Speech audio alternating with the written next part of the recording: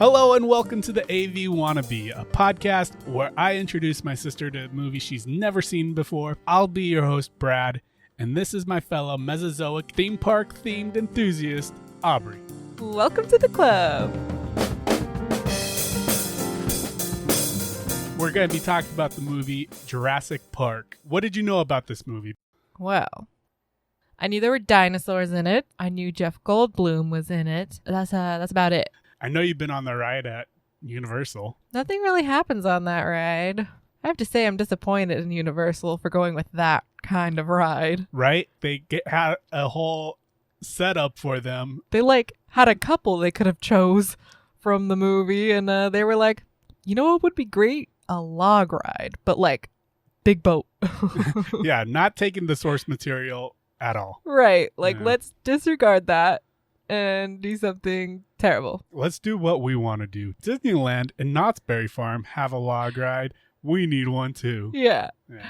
But that aside, what's your thoughts about this movie? Did you like it? I mean, I loved it. It was good?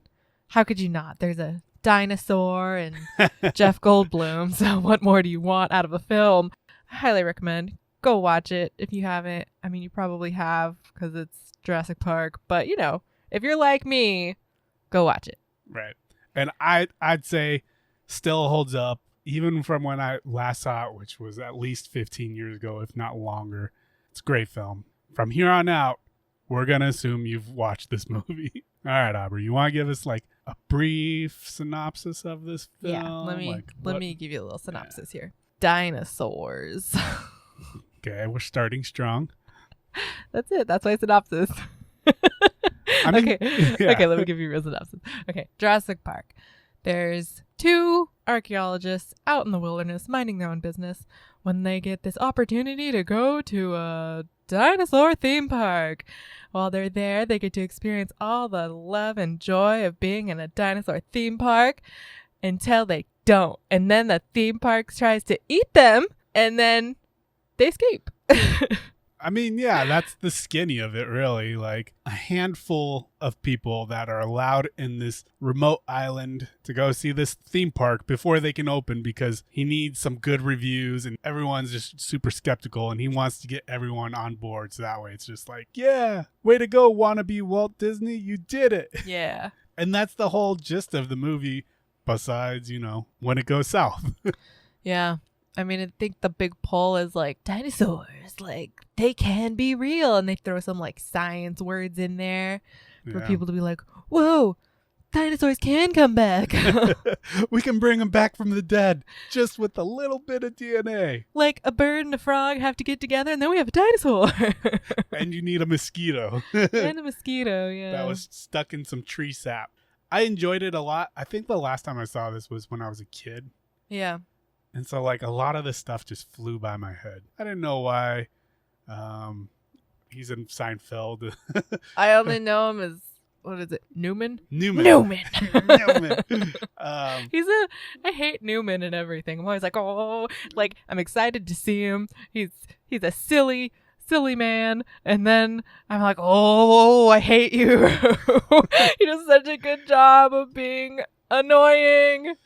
He has this, can of shaving cream which totally makes sense to have a can of shaving cream in the IT office, right next to all your candy wrappers and soda bottles and stuff.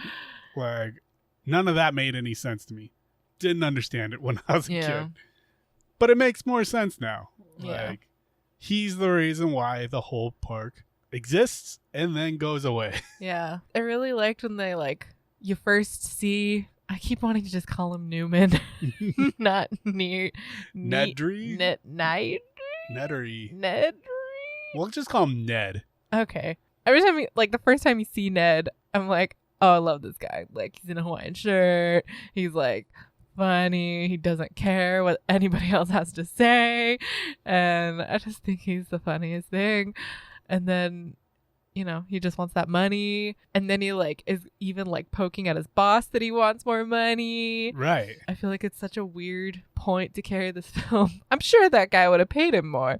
Well, it sounds like he kept on asking for more pay. Maybe it was just, I don't know. Maybe he wasn't being paid. I also find it really hard to believe that like one dude would be in charge of everything. Like, shouldn't that be like a team? Well, I think they mentioned that he was like, without me, you'd have a lot more people that you'd be paying for, because he made all this code for automation. Kind of was like this linchpin of security. Right. Yeah. Well, Newman.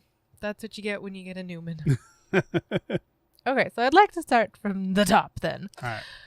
Why is there a annoying kid at an archaeological dig? I think it's purely to show how much he doesn't like kids. They couldn't have found, like, it doesn't make any sense. There's just like a kid there amongst all these adults. There's one kid, and then he's like awful to this kid, and which is great because they're trying to show how much he doesn't like kids. But it doesn't make sense. Why there's this one kid there? Oh, hang on. No, I think there was a tour there. Oh, I didn't get that at all. Yeah, I think there was like a bunch of people just like visiting. I thought they were all working on the dig. Well, I mean, like a bunch of them were just too clean to be on the dig, to me. No, I mean, they all looked really clean. Maybe. I assumed that there was like just visitors, like checking out what was happening in Montana. Like, yeah, maybe. I don't know. I didn't get that at all. That's what I was assuming this time around. I don't even know what I thought before today, but yeah. Yeah. I mean, he's somebody's kid, but he is somebody, aren't we all? Yeah. But it just seemed like he was just a tourist. Oh. Like, I don't know. You do not act that way to a tourist. Like, you can act that way to your kid's friend, but not some kid that's on a tour. Yeah, which is when what was her name? Ellie, the main woman, the main girl. Yeah. That's when she's like, why don't you just put a gun to his head if you want to scare him? Yeah. And it's true. It's like that's all he was trying to do, is like terrify the boy, you know? Yeah, for like there was no reason. I could not remember a single person's character name in this. Yeah. Not a one. The only one that I could remember is the kid Tim, because that kid's so cute and innocent looking. When they first show those kids, you like fall in love with them, and you're like, I gotta know the name. And then they're like, Tim. They're always like, Timmy, get back here, Tim. Well, yeah. And then when he's like stuck and like in trouble, and they're trying to get to him, yeah. Then they're like, Tim. So how could you not know Tim? But I don't know a single other person's name. Not a one. Yeah, I don't know anybody else's name. I knew Hammond, who is the owner of the park, and Ian. Who's Ian? Ian Malcolm was the archaeologist. No, it was Jeff Goldblum's character. Oh. Yeah. See, what I don't understand the most is why this rich man with a private island with dinosaurs on it needed approval from a botanist, is I think what she was. She was like a paleontology. Botanist, something like that. Archaeologist and a mathematician. Okay, so he brought along the two paleontologists from the paleontology world to sign off, like they did with Animal Kingdom, how they got in like all these animals experts as consultants and whatnot to approve Animal Kingdom. And how Animal Kingdom isn't always brought up like other zoos are, or like private zoos, because it is a private zoo. Yeah. But it's highly praised because they did everything right. So he was trying to get their stamp of approval to be like, oh, hey, look, we're doing everything right, and we're doing this for educational reasons. And so that way they'd be like, this is amazing, make this happen. Okay. So that's why they were there.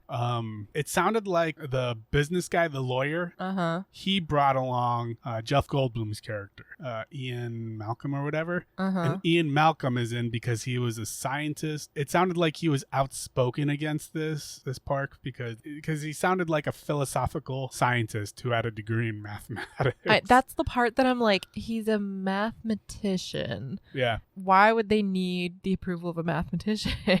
It sounded like to me he was like an influencer or a journalist. Like he had like a big pull in the community. Yeah, kind like of thing. Neil deGrasse Tyson has a huge pull in the science community. Like just because he's He's a popular scientist. That's what it sounded like this character was. Okay. Yeah, because like the whole film, they're like being like, doctor. Like, Doctor.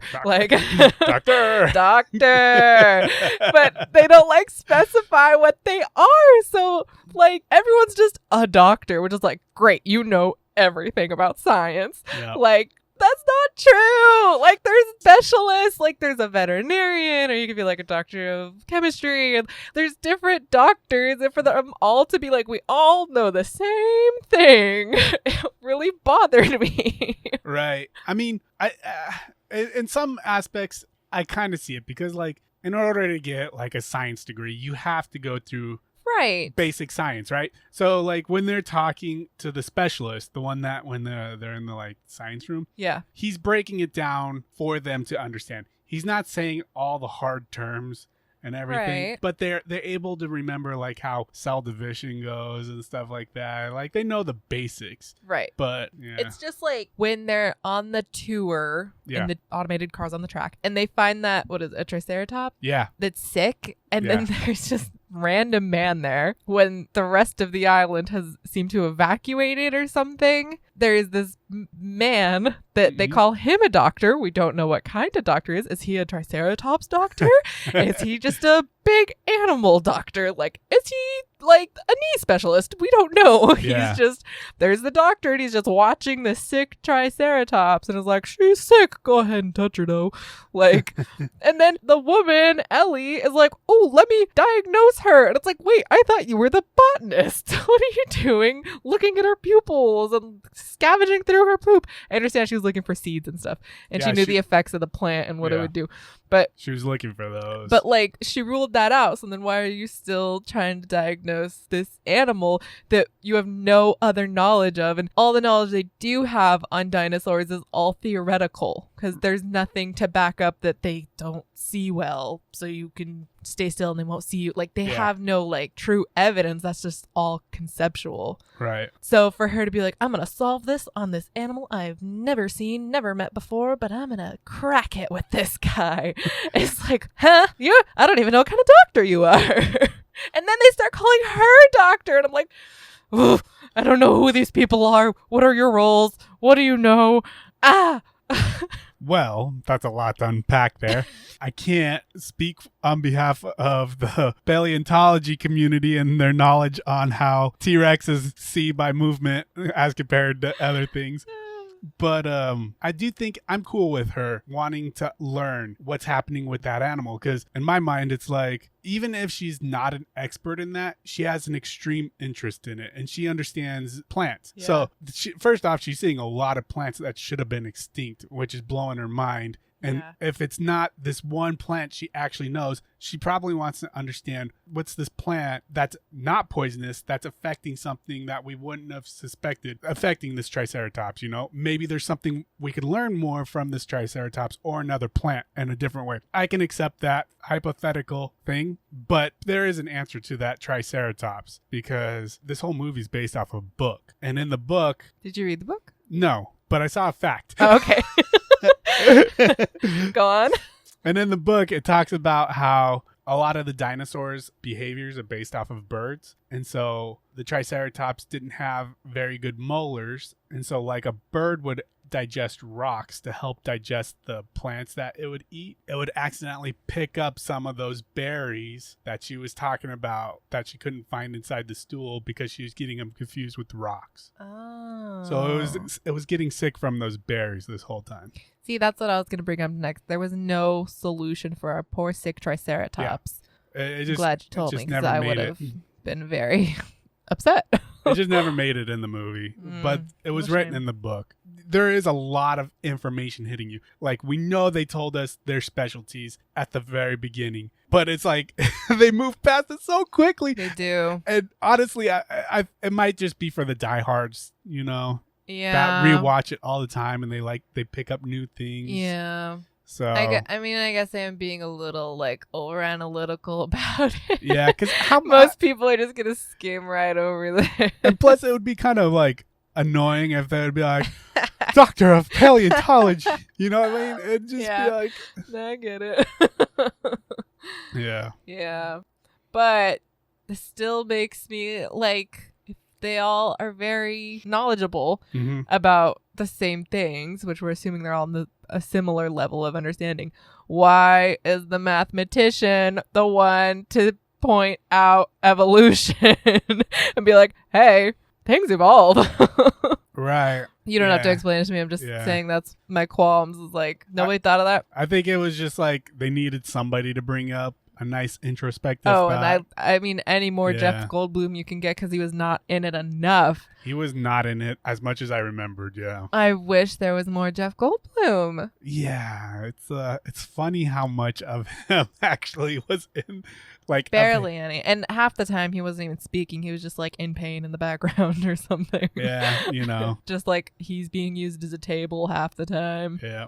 Or just sitting in the back of the Jeep, like waiting underneath the wreckage. Ugh, poor Jeff Goldblum. He deserved better. I think it needed more Jeff Goldblum. You would like the second movie. There's a second one? Is there more Jeff Goldblum? Yeah, there's a lot more Jeff Goldblum. Okay, to the second one. I think it's called The Lost World. I want to know why everyone was leaving the island. Were they all going home? Did they not live there? I feel like with that kind of like operation, you'd want people to live on site. But all these scientists and everyone that worked on the island, they're like, you got to be on the boat. We're leaving. And were they leaving because of the storm? Which they were like freaking out about this storm. It was not a bad storm. And they're like, we got to get off the island. And everybody's like rushing to get out. All the scientists are gone. Why'd they leave? I don't know. I don't get it. Like, where you guys going? We gotta get home for dinner? Is there a game on tonight? Like, where's the fire? We know it's on an island, right? Off Costa Yes. Rica. Maybe they had to go because there wasn't lodging there. And then, like, the ship couldn't navigate that big of a storm out on the water. Oh. You know what I mean? Maybe it would have caused big tides. Or not big tides, but big waves that they couldn't handle. Right. I don't know. I really didn't know they got evacuated. The whole time I'm like, where's everyone at? Yeah, like there's like little things that happen in this movie which like obviously they don't really matter. Yeah. They're things that you can overlook because there's dinosaurs. Yeah. But like there's no reason for the evacuation or why everyone left, whatever you want to call it. Also, there's like a bunch of little inconsistencies that just like bother me. Like just in the background, like little things nobody else would pay attention to. I did, and they bothered me. First of all, when they got out of the helicopter, they got out in the wrong order because the main rich man, Hammond, right? Hammond was sitting right across from Jeff Goldblum, and then next to Jeff Goldblum was the lawyer, and then across from the lawyer was the lady, and then on her left was the Grant? The paleontologist? Yeah. Well, on one side it was old man, lady, and right. Alan, I think his name. Alan? I don't know. I thought it was Grant. I don't know. Anyway. Alan Grant, maybe? When they all got out, they got out wrong. So yeah. It didn't make sense. Did they climb over each other in there? It didn't make sense. And then, like, when they were going on the little adventure in the two cars on the track through the park, it was like the windows were clear. And then in the next scene, the windows had water beads all over them. And then the next scene, the water beads were gone again. And just like, it kept happening. Like, those are just two examples, but there's a lot. And it kept bothering me because I'm like, that was not there a second ago. Some inconsistencies. Whoever here. checked it was not paying attention. They were too occupied by the T-Rex to notice that the water beads on the window shouldn't have been there. I mean, it was part of the things I was reading, but when they're filming in Hawaii, they would just get random rainstorms. Ugh, yeah. How annoying. So that's probably what you're seeing. They're probably like, we gotta stop, guys. Yeah, that would be annoying. Yeah. But it certainly bothered me. Funny enough, with that rain, there's another bit to that where like the rain would cause the T-Rex to just start working all of a sudden. And so they would be at like lunch eating and then the T-Rex would start moving and people would start screaming. That's amazing. Right? Yeah. It's a lie. Yeah, right? Just start freaking them out. Oh, man. Yeah. As far as like plot, I really liked it. I liked how this dude that like didn't want kids now all of a sudden got these paternal instincts out of nowhere. Just came naturally. It's like magical how he just flipped a switch and was like, oh, I like kids now. I like these kids. Yeah, which I never hear anything about their parents, and I wonder what happens to those kids when they go home and they're like all cut up, if their parents will care or... Dad, how many times did I tell you? Stop putting the kids with your dinosaur. Yeah, but I liked it. I mean, I liked their crazy journey trying to get back to the resort area or whatever they're calling it, the guest center or something. Yeah, it was like lodge or something. Yeah, but whatever it's called. But it's like it's beautiful and like I mean it's an old movie and I still thought it looked great. Right. It's amazing how well this movie aged. Like even the CG is pretty dang good still. Yeah. Like the real effect, the actual practical effects still look good. It's so good. Right. Like when they're next to that triceratops that's sick, it feels real. Yeah. Like, and when he's like leaning on it and it's breathing. Like you're like, oh yeah, that's totally how it would breathe. And it like he's touching it and you're like, oh, it looks so real. Yeah. Like it looked amazing. The eye is moving and the pupils dilating and contracting and the lids looked great. Yeah, it looked great. I mean, and it was old. I know. And I was still like, yeah, that's a dinosaur. They must have really got a dinosaur to play the part. 1993 is when this movie... Wow, it's older than me. Yeah, it came out in 93, which means they filmed it at least in 92 or 91. It's almost as old as you. Yeah, really it is, you know? Yeah. It's not far off. Man, no, it looked great. And even like the CG stuff that they added still looked pretty good. Yeah, because they used it clever. You know what I mean? Like the first CG that you see is the Brontosaurus, Brachiosaurus. Yeah. And they're showing it on like this beautiful big green field with a nice little lake and stuff. But they did it where it's like kind of far out in the distance to where you got that like haze of depth of field, you know what I mean? And so it's like, oh yeah, I could tell it's CG, but it's still acceptable. Seeing as how old it is, it held up great. Well, I mean, you even think it's like, even if you didn't understand that it was like, 28 years old or whatever, even not even understanding that, because I thought it came out in 97. I was like, oh yeah, no, this looks fantastic. This looks better than some CG that comes out currently. Yeah. And then when you find out that it's almost 30 years old, it's great. And then the other CG is when they have the Tyrannosaurus Rex running at night at the car, and it's just like that still looks fantastic. Not even like, oh, even 93 standards no, it still looks fantastic all on its own. No, it definitely does. And there's a whole lot of logistics I've seen about that later on where it's like, they used they were very smart in using like only a couple lights, and they didn't have to make too much bounce. It's like this whole thing where it was a lighting thing, really. Oh. Yeah. And the lighting was able to hide things and accentuate the fear of the dinosaur. It's great. Yeah. No, it's great. I don't think it was like too scary because like every like thriller scene where you're supposed to be like on the edge of your seat, I'm like in the middle of my seat. Like it's like I'm like, ooh, what's gonna happen? But then I'm like, they'll be fine. I know they're gonna be fine.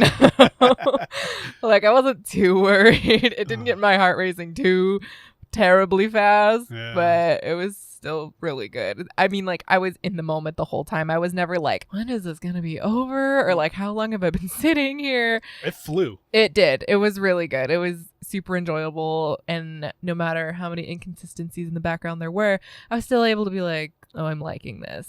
Right. Yeah. There wasn't dull moments. It was like a slow ramp. And then the second it started its stride, it was on a sprint the whole way. Yeah. And it was enjoyable. And I couldn't it was hard to guess what's happening next. Because usually you can be like, oh, okay, this is probably going to happen next. You can kind of like foreshadow yourself into being like, I know where this is going. But they did a good job of being like, well, I don't know where they're going now. Like, what's going to happen now? Like, is that herd of ostrich-looking dinosaurs going to trample them? Where will they go? Right. That was also what I also really liked about, because it also helped these character features. It's like they see something and the paleontologist is like, oh no, look at them. They're running around just like a flock of birds would when they're being chased by a predator. And they're like, and then the kids are the ones that are like, so what's chasing them? Yeah. You know? And they're coming this way.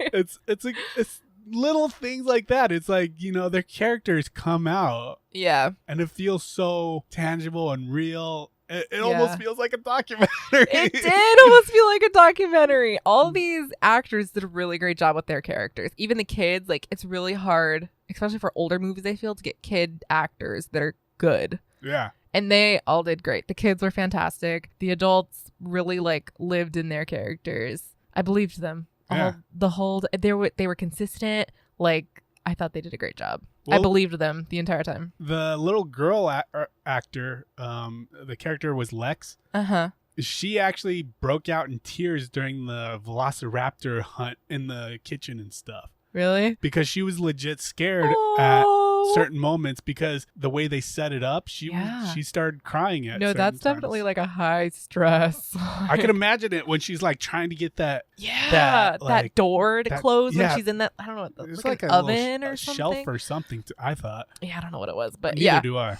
But no, it was scary. What a great shot, by the way, because you think that she's about to get eaten by this velociraptor, and it's just a very shiny stainless steel piece of metal. Yeah. Well done to that kitchen staff, keeping that spick and span. Yes. Hygiene was high on their priority list. Do you think that was intended for the girl to be like, she knew that was going to happen, or do you think it was just like a pleasant surprise? I think they actually set it up for us, because like we see her turn a corner and hop in something, but when you're in the moment, it's like little details kind of fuzz. Yeah. And when that velociraptor is just like breakneck at her, and it looks so clear, and then when it hits that wall, it's just like, and then they just do a quick pan, and you're like, oh! Yeah, what a fantastic moment. Yeah, because I didn't feel cheated when it happened. Yeah. I was like, oh, wait, no, we did see this happen. And then I was like, oh, yeah, get out of there. Yeah. I'm all like cheering and stuff. Right. Yeah. It was, I still like it. Like, I mean, yeah, it becomes more apparent when they're walking. You're like, okay, that's a person walking. Yeah. And whatnot, but still great. It was still great. Yeah. They still did a great job. Now, I know you've seen the new Jurassic Park movie. Yeah. Isn't it funny that this old one, I mean, if you had to label something as a bad guy, it would have been the Velociraptors. For sure, yeah. Like, they're the scary ones. They're the ones no one wants to even, like, deal with, because they're just, like, in a little pit. Yeah. Like, and the warden is like, they're the scariest things out there. They're constantly thinking. They're constantly figuring things out. Yeah. Which is we're talking about this movie, but in the new Jurassic Park movies, it is interesting that they're able to like wrangle them. And they're essentially the good guys. Yeah. And now they're the ones that help and the ones that you can control, when the whole point in this film was you can't control them and you can't learn about them because they're constantly learning about you. And so it was interesting. Yeah. And you can't set up stuff for them because they're constantly trying to figure out new ways around it. Yeah. They don't go to the same spot twice. Like, there's all these little things that were super clever. Like, yeah. I mean, I kind of liked this version more because it felt more like an animal and like a predator of some sort. Right. Instead of something that you can tame, it was like something more wild. It was a bit more satisfying to be like, oh yeah, that is what a dinosaur would be. Yeah. Like, untamable, just a savage thing, which did not get portrayed in the new ones. It's like, oh, it's just like, I don't know, what's a dog. Yeah, it's like a dog, or if you can train it with like a whistle, like right. As for this one, it's like they tried to and they couldn't do it because it just wants to rip. And they started off like how savage these Velociraptors are like with the kid, like ripping your belly out. They don't care about a fresh kill. They just want to see carnage. It is interesting that they went with the Velociraptor to be their main like scary dinosaur instead of usually like people would go with like a T-Rex to be the scariest. But it's interesting how they went with these, seeing as they're like so much smaller, and I guess the scariest part is that they're pack hunters and stuff. But it's interesting how they chose this one. It's just interesting to me. I don't know. I mean, I there's so many dinosaurs to go with. I guess Velociraptor is super easy. Do you know if they're like consistent as far as, because you know how some dinosaurs are as far apart in like existing as we are to dinosaurs? Does that make sense? So I wonder if it's consistent as like these dinosaurs would have existed at the same time. I don't know. I guess it doesn't matter because they brought them back from the dead anyway. Yeah, that definitely doesn't matter at all after I said it out loud. I mean, they're all just dead. Doesn't matter. The warden wrangler man. I didn't see a point to him. Oh, really? I did. I mean, I thought he was funny. And I mean, who doesn't love a person with an accent in an American film? Always got to have one of those. But I don't know. He was like in the beginning, like he was trying to hold on to this poor man.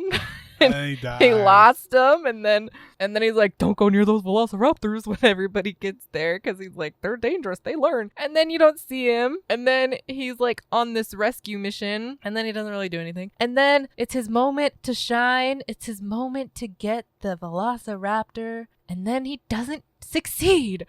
Like, what was the point? Was the whole point of his existence to be like, clever girl? Was that it? Like, was it just to ingrain that they're that much smarter? Like, he's supposed to be this world-class hunter, and he failed. I mean, it is a really good line. It is, but I think it could have been said by Jeff Goldblum as well. Right. But then he would have died. That is true. I mean, the warden to me just seems like the voice of reason throughout the whole film. He's like, not a strong voice of reason, though, because nobody listens to him. Well, he complies because he's an employee.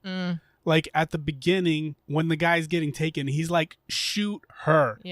Which we now know it's the Velociraptor that they're releasing. And it's like, and they didn't shoot her. And he's like, why didn't they shoot her? I mean, it just killed somebody. If this was just a zoo, I mean, Harambe. Right. So, like, he knows, like, he suggested out good advice. Like, when they're sitting in the dark or whatever, or with no access to the control panel and stuff, and they're going down list of ideas, he goes down one where he's like, we kill all the animals by not giving them that, like, nutrition they needed. The enzyme that killed them or something. He's like, we do that. And then the owner was like, no, off the table, not considerable. And he was like, all right. And so when he's hunting those velociraptors, he thinks there's only 2 of them. So, like, he doesn't know that they're multiplying. So when he sets his hat up and he sees the one, he's anticipating there's another one that's chasing the girl. Oh. So he actually did. I thought he did know that there was 3. No, he said there was multiples. And it killed everything but 2. Oh, maybe you're right. I was thinking that there was only 2 velociraptors. Well, they said, okay, so when Ellie reunites with Grant, right, and they're like, there's 2 because she locked the 3rd one where all the breakers are.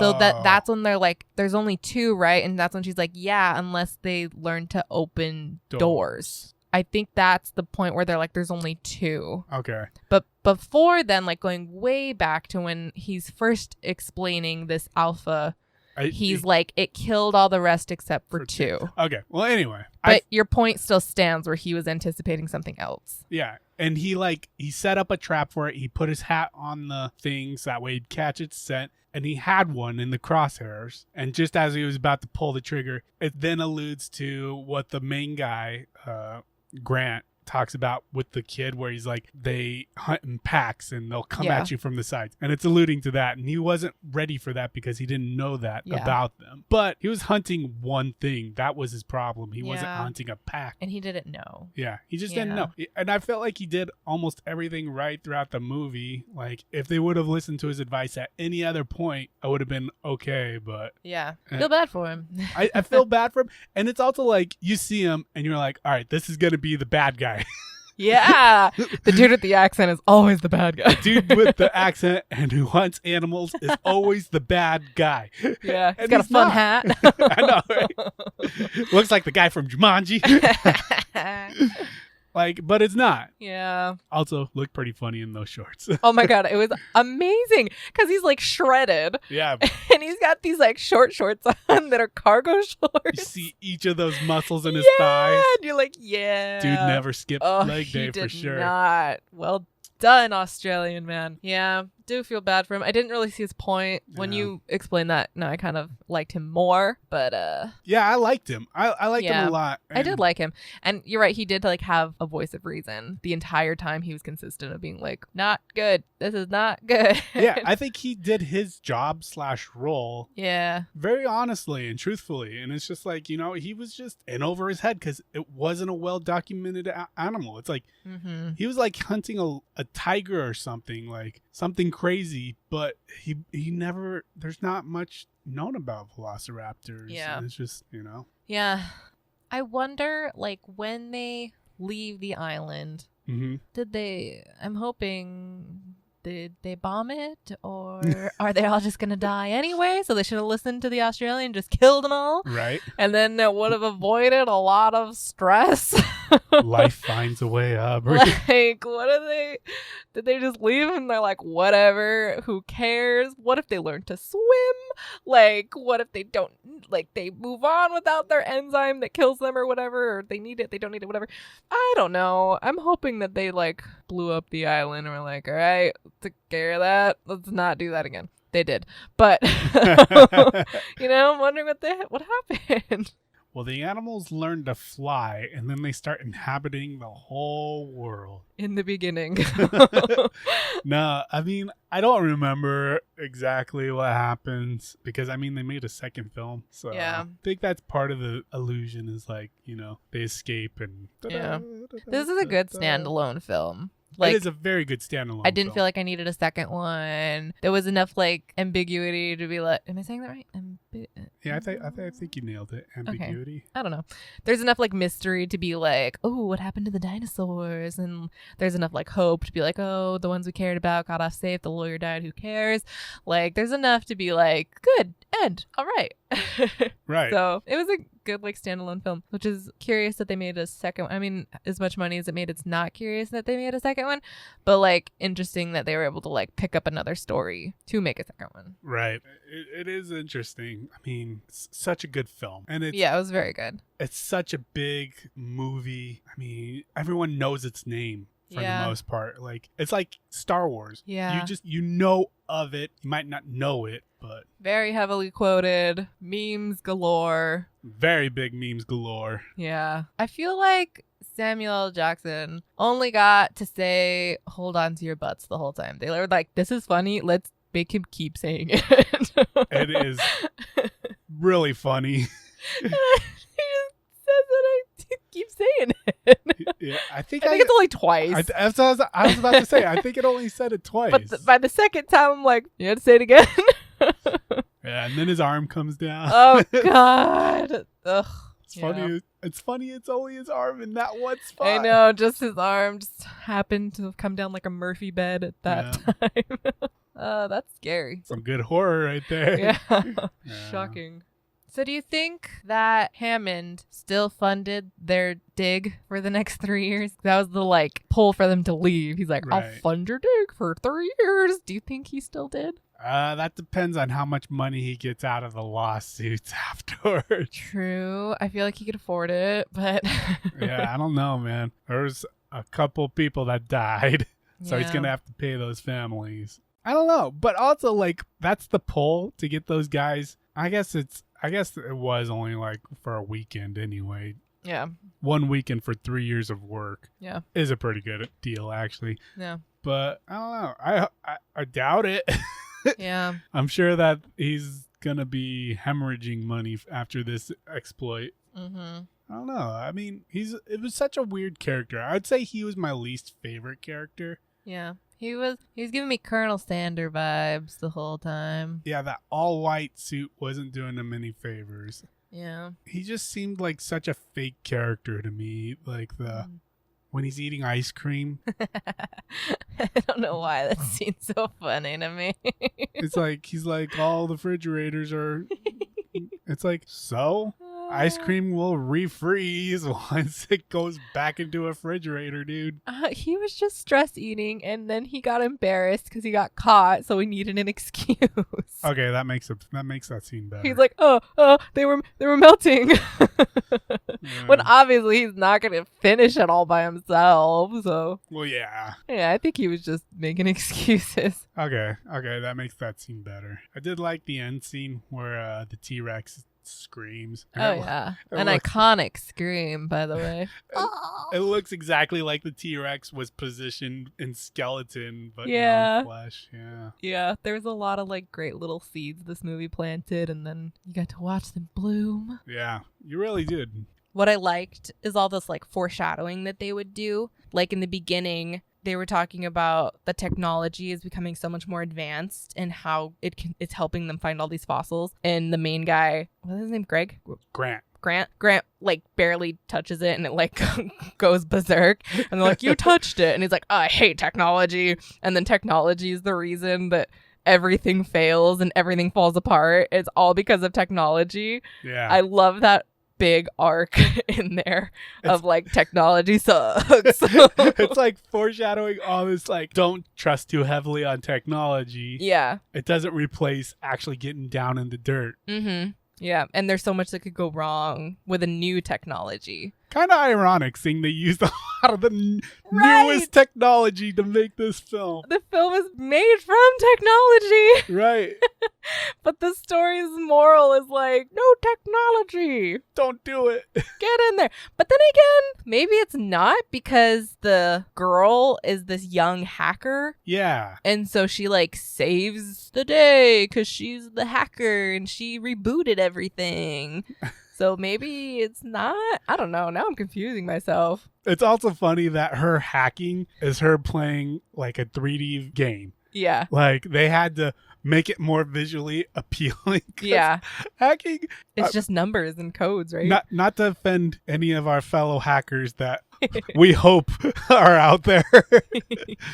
But like hacking is, I mean, it's just lines. Yeah. Like there's nothing visually appealing about it. You like, not everyone's a hacker because it's not easy and there's nothing visually stimulating about it. Like you have to see, there's more to it. Yeah. And it's hard. It's very difficult. Which is why it's like, I don't want to say I don't believe that she's a hacker, but at her age and where technology is at, I don't think she's a hacker.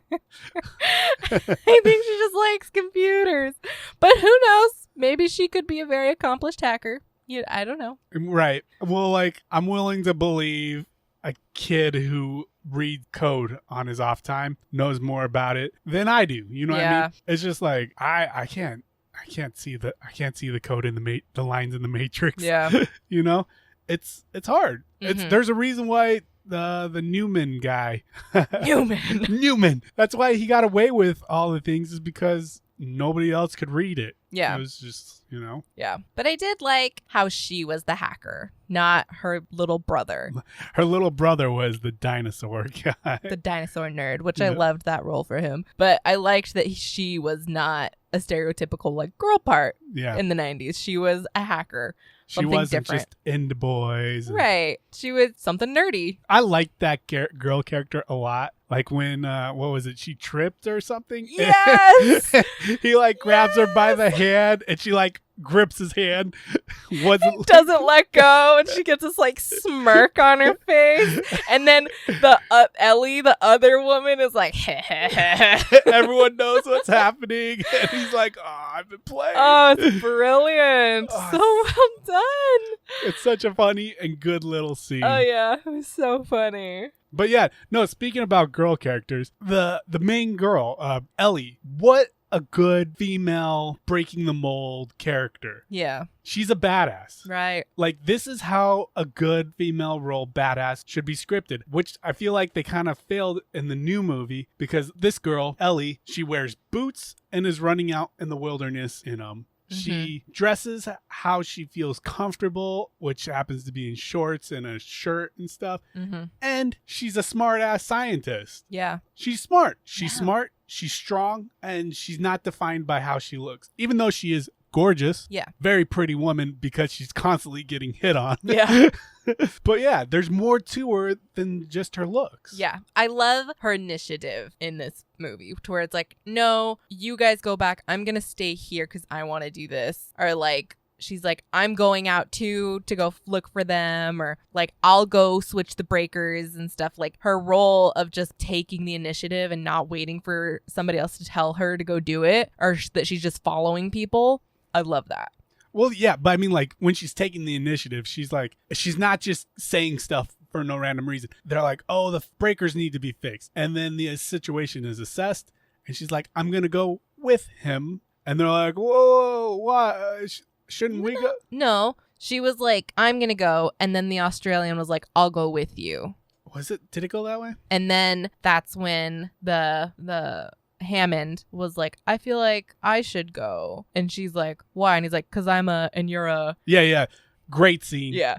And she calls him out on it. And she's like, we'll deal with your sexism, whatever. Yeah. When I come back. Yeah. But like the only reason why they were going was because the first person that went to go flip the breakers, he'd been taking too long. And they're like, we got to see if he's okay. Let's go, you know? Yeah. And then they bring in a shotgun and stuff because they know something else is happening. Now firepower needs to be involved.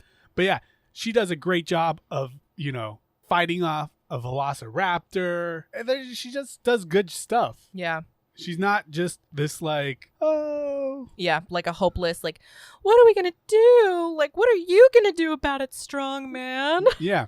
And she's given these believable, strong roles. Like, when she fights off a velociraptor, she's closing a gate and trying to hold it steady. You know what I mean? And she runs away. And honestly, that's all anyone could do. You know what I mean? Who wouldn't run away? This whole movie is like, the only thing you have to suspend to disbelief is the fact that dinosaurs came back to life. Yeah. After that, they're trying their hardest to make this seem real and believable, which is so immersing in this movie. Because now it's like one of those what if situations. Like, what if dinosaurs still roam the world? What would you do? And they're like, well, I need to start working out because I'm a little lethargic.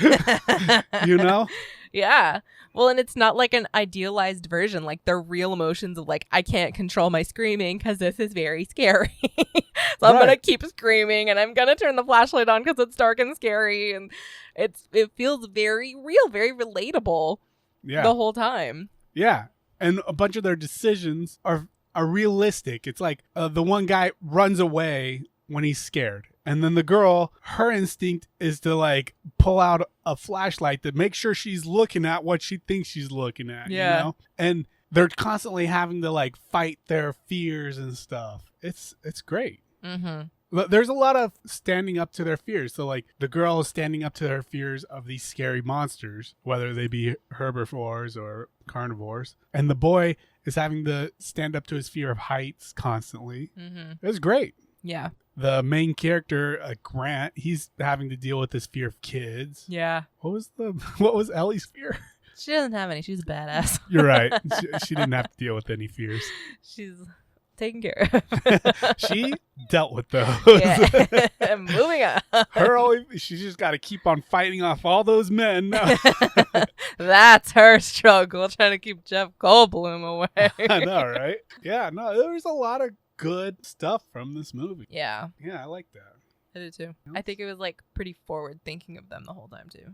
Yeah, they nailed what a lot of people tried to do. Yeah. So, like, in the new Jurassic Park movie, their strong female character is Bryce Dallas Howard. I think that's her name. I don't know her name. And she's supposed to be a strong female badass, but she's running around this whole park in high heels being chased by dinosaurs. Yeah. And even Chris Pratt's character is also unbelievable. He's too amazing. Yeah. To be like the wrangler, he's the alpha. He's got all these velociraptors in the palm of his hand because he's the alpha. And he's doing all these crazy stunts, outrunning the ostrich dinosaurs and like jumping off of cliffs. And it's too unbelievable. Talk about a stark contrast too, because Chris Pratt's character is the game warden guy in this one, the one that gets killed by a velociraptor. And this one, the game warden guy is just like, you can't predict these velociraptors. You can't control them. You can't do any. They were kind of manageable, but then we got this big girl, and it's even worse.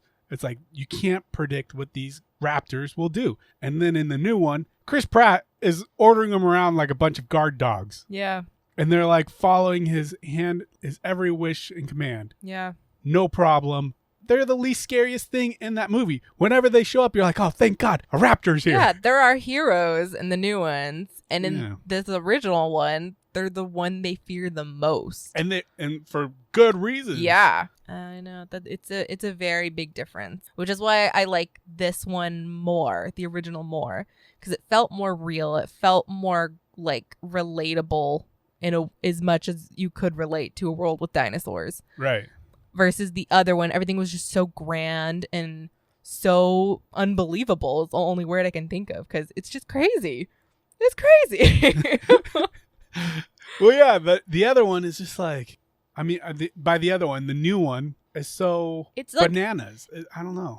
I want to say it's like too perfect. Chris Pratt is too perfect. The kids in that one are too perfect. Like everyone isn't being like real enough, I feel like, in that. Yeah, and also all the situations they're put in are too crazy. Yeah. In this one, everything goes south because the electric fences no longer have electricity running through them. Yeah. So all the dinosaurs break out. I can't even remember what the reason was in the other one.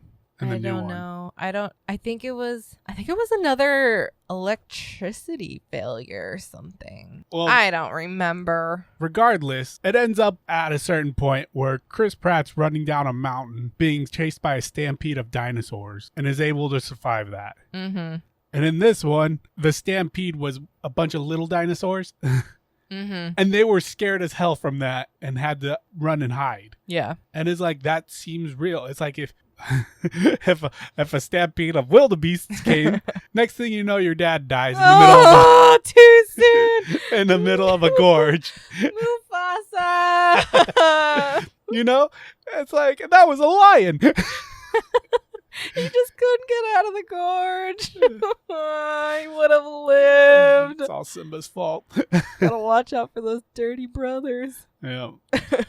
But no, it's just, I don't know. It's just, I think this original movie, Jurassic Park, it benefits so much by having such believable realism. Yeah. It makes it feel like it actually can happen, which is exciting and scary. Yeah. No, I think you nailed it. That's the realism. It's crazy, but they've made it real enough for you to put yourself in their position and be like, oh yeah, how else would you react? Yeah. Like, how else would that go? It's great. Yeah, I agree. Well, is there anything else you wanted to talk about? No, I don't You want to move so. on to some facts here? Yeah. Fact time! Did that sound like fat time? The budget for this film was $63 million. $63 million? $63 million to make this film. That sounds right. Yeah, it sounds about, especially for 90s time, you know what I mean? Yeah. It made $1.03 billion. Well done. In the box office. Well done, Jurassic Park. made back like 10 times the amount of money it ever spent. Yeah. Well, I mean, this was like one of the first movies to be like CG'd or something, right? Something like that, or like heavily CG'd or well CG'd. I don't know. I think the like. I know it made CG breakthroughs in this right. film. I think this like it's some measure of historic, I don't know, feat. Yeah. And so I'm imagining back in like the 90s when it came out, being like, you gotta see this. Like, it's unreal. Like, right now we have everything you could ever want to see and more. But like then, this was crazy. Yeah. So I can imagine being like, I have to see that 10 more times because I can't get it out of my head.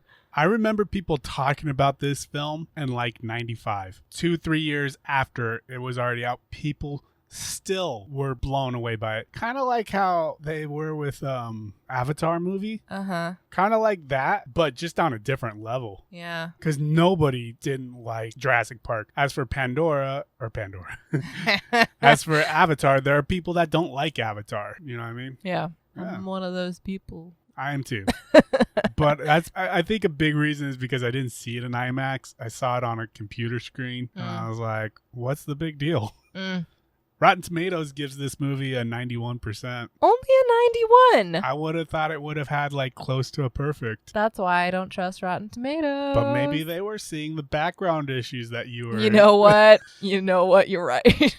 Maybe Rotten Tomatoes does line up more. See, if like you didn't explain a lot of this to me, I'd be with Rotten Tomatoes. So after this movie came out, the study of paleontology had a record increase. Nice. Everyone's like, I gotta get there. Everyone's got to get into paleontology. They all wanted their own velociraptor nail to like carry in their pocket and accidentally sit on. I'm so glad you brought that up. For the longest time when I was a kid, I wanted a velociraptor claw or whatever. Did you get one? Because I feel like I saw one around the house. I used other things and did the same exact thing. I think I like used a talon from like, I don't know, like a bear or something like that, or a bear claw or something like that. And I would always put it in between my knuckles just like he did. And just like, the middle claw. Yeah. Dude, it just seemed so cool when I was a kid. Oh, you should have put it on a rope, kept it around your neck. That just sounds dangerous. I think I thought about doing it on a rope as well. But why not? just things seem so much cooler when you're a kid. Oh, yeah, for sure. I mean, I can't imagine if there was a Jurassic Park, how much more I would have been into dinosaurs when I was a kid. You mean a Jurassic Park, like a real life one? With real dinosaurs? Yeah. Oh, yeah. Well, I mean, I think everybody would be into dinosaurs. I remember when I was a kid, I just didn't care. I mean, we never really went to like museums all that much when I was a kid. I mean, I shouldn't say it that way. I mean, we went to museums, but we didn't go to like natural history museums all that much. And that was my time. We went when I was a kid. Right. Well, like I can't remember seeing fossils when I was a kid. Nor did I honestly have an imagination back then, so it's hard for me to picture a dinosaur. Well, it's also like fossils are boring to an extent. Like they're very especially when you have that guide there that's like yeah, and if it's like they're boring, you're in a place you're supposed to be quiet, they look dull, you're like, who cares? It's not even completed. So if you don't understand like the concept or like you said can imagine a dinosaur, then it's kind of like, well, I don't care. So I can understand as a kid not being like super interested. You have to be like that kid. Right. Like you have to be that type of niche kid. Well, it's just like it just has to hit you right in the right spot. It's like going to the Natural History Museum and stuff. It's like the coolest stuff is the big fossils, which they put at the very front of the, like it's right there in the lobby. Mm-hmm. Those are the coolest ones. It's got the T-Rex or a Triceratops. You know what I mean? Yeah. Big, awesome, cool fossil. Or like some of my favorite parts when I was a kid, whenever I'd go to like a museum or something, would be seeing like a blue whale skeleton. Something huge. And you're just like, what? Yeah. That's amazing. But a big problem with like educational museums is that they put up those fossils in the most boring orientation imaginable. They're not doing anything special. They're not entertaining. They're not doing anything dynamic. They're not like, rah, we're killing this gazelle that's right in front of me or something. Like, no, they're like on a log, like, it's cute. right. But they're not like, I want to see it. I don't want to see like, it's like I don't know. I can't even explain it. It's like if you looked at your dog, what elicits more emotion? It just standing there like it's getting judged at a dog show, or it lying about like having a dream or whatever, you know what I mean? Like running around, having fun, you know what I mean?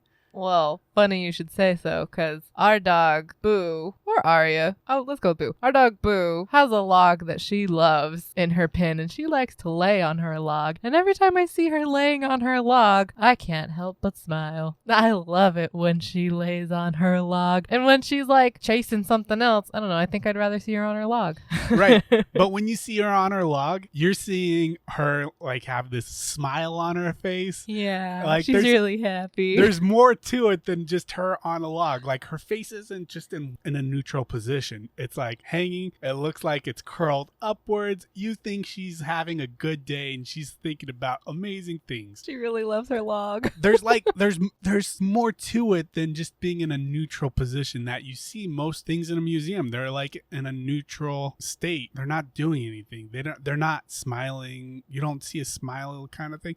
And especially with the skeleton, like a skeleton has nothing there. There's no muscles to see anything. So like you have to set up a skeleton in a way to where your imagination starts getting invoked. Yeah. The last time we went to the Natural History Museum, we saw a group of T-Rex skeletons where they were like family kind of setting. Yeah. I'd never seen that until we went there. Yeah.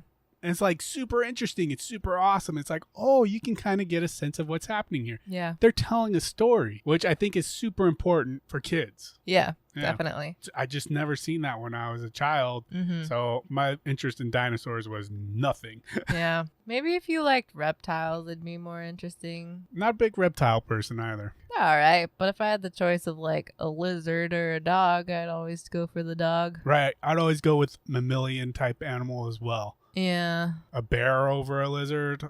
Like it just seems so much more cool. The roar of the T-Rex is a combination of like 5 different animals. Really? It is a dog. Ooh, can I try and guess? Oh, yeah. Okay. Well, you're going to see the dog. So I'm going to guess the next 4. I'm going to say an elephant. Yep. Really? Yeah. Oh, yeah. Okay, the elephant. A tiger? Yeah. Did you read my... No. I'm just thinking of things that roar. Oh. I guess an elephant doesn't roar, but it sounds like an elephant when it goes... Blah. Yeah, that like reverberating sound. It's just... Yeah. Okay, there's 2 more. I'd be really surprised if you got one of these. A whale? Nope. Oh, dang it. My streak ended. I don't know any other animals that... Would you have guessed a dog if I didn't say it? Probably not. Well, the other 2 is an alligator. What? Alligators? Don't they just hiss? Yeah, I think they must have took a hiss from it or something. Oh, no, I guess they have like a growl in them. Wait for the last one because it's really going to throw you. All right. It's a penguin. What? Aren't they just like clicks? I don't know. I guess it depends on the penguin. Maybe like an emperor penguin's like or something. I don't know. I don't know. It just said penguin. So. Oh man, that's great. Would not have guessed those. Neither would have I. The mighty penguin sounds like T-Rex.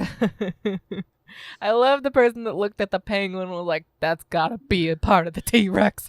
I think this is the missing part of the recipe right here. Missing ingredient. Oh, that's good. I would have thought it was an instrument because it sounds kind of brassy. Like it would have been some kind of, I don't know, horn or something. I don't know. Like a trumpet with something stuck in it. I mean, it might be because I grew up with it, but it sounds like a dinosaur to me. Like, I'm like, that's what a T-Rex sounds like. Yeah. I feel like they freaking nailed it. Yeah. I don't know. It sounds higher pitched and more hollow than I would think. But then again, I don't know what it would sound like normally. But I would think maybe, I don't know. He did consult with dinosaur researchers and stuff. Yeah. That's good. I appreciate that. Spielberg had a lot of them. And would take their recommendations into heavy consideration. Sometimes he didn't take all of it, but yeah. Cool. I like that. That makes me respect him a lot. It was very important to him. Yeah. Can you guess what the most difficult effect was for them to pull off? The most difficult effect. The rain? I mean, it's not far off. What is it? The most difficult effect to pull off was the vibrating rings inside the water. Oh, why? They couldn't get enough people to stomp on top of the Jeep or something? I would have been like, hey, Billy, get up there. I need you to jump on it. Boom, I solved it. Start whacking it. They wanted it to be very like circular, and they could get a lot of ripples, but they wanted that like circular look. The way it was achieved was by using guitar strings underneath the dashboard, and they'd have a guy underneath just plucking it. Interesting. It took them way too long to figure that out. Oh, it would have taken me forever. I definitely would have been like, hit it from this angle, like tap it this way. Like it would have taken me forever. Yeah. I would have been like, put it on top of a speaker or something. They knew they wanted that forever, and they just couldn't figure it out. And the effects team was like, oh yeah, we can do that. And they struggled for the longest time to figure it out. Wow. That's great. That's clever. Yeah, and it's such a good way to introduce the T-Rex too. Yeah, it's scary. Yeah, it's just like the only way you can visualize an audio kind of thing. Yeah. And how they want it. They're like, they feel it. They don't hear it. They feel it. Yeah. So that's what you need, is you need to be able to be like, oh, I feel it. What better way than seeing water jiggle? Yeah. It's like, I'm 96% water. I jiggle. I feel 96% of what that water cup feels. Yeah. It's funny. And then speaking of that scene, originally Jeff Goldblum's character was supposed to just stay in the car. Wait. Okay, he wasn't supposed to light a second flare. He wasn't supposed to light a second flare and run with it. And it's also in the book where the guy just comes out, gets the T-Rex distracted, and throws the flare. It was supposed to end with that. It was Jeff Goldblum that wanted him to run all heroically with that flare that was added to the movie. Oh, that's great. I thought that was a stupid bit. Like, I was like, why the heck did he get out? The T-Rex was gonna walk away. It was like, oh, something was over there. And so the T-Rex was already taken care of. And then he like hopped out and then he got hurt. He could have gone on this journey. There could have been more Jeff Goldblum. And you can't go wrong with more Jeff Goldblum. Never. Jeff, what have you done? Come back into our lives. Should have stayed in the car. Always stay in the car, Chuck. Yeah. Well, he did say he regretted not being able to do anything with the Velociraptors. Yeah. He missed all of it. Oh, you're right. He didn't have any scenes with Velociraptors. So if he hadn't have ran out, he wouldn't have gotten hurt. Would he have been, do you think, in the movie more?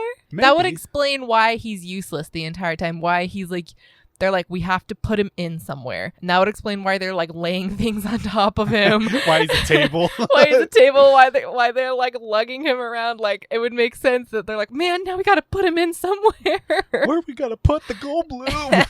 I don't know, man. Wow. His character goes from being in every single scene saying something witty, something profound, to having 0 lines. Yeah. And just being kind of in the way.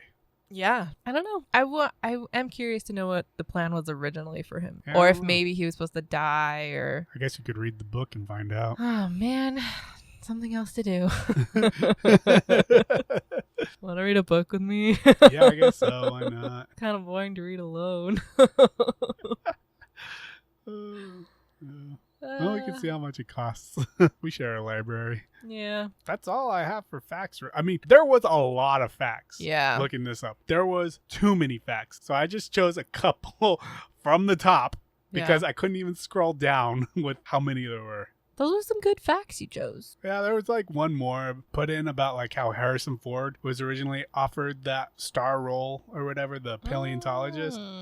But he didn't feel like it was right for him, so he turned it down. That's funny because when we first meet this dude, I'm like, he looks like Harrison Ford. This would have definitely been a role for Harrison Ford.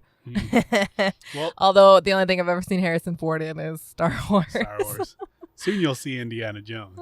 Yeah, soon. But yeah, no, he still stood by it. He's like, yeah, I think they got the right person for it, and it wasn't me. Good for him. Yeah, he's got enough money with. Oh yeah, he doesn't need anything else. But good for him. Yeah. So, well, with that, I believe we're coming to an end here. Bye.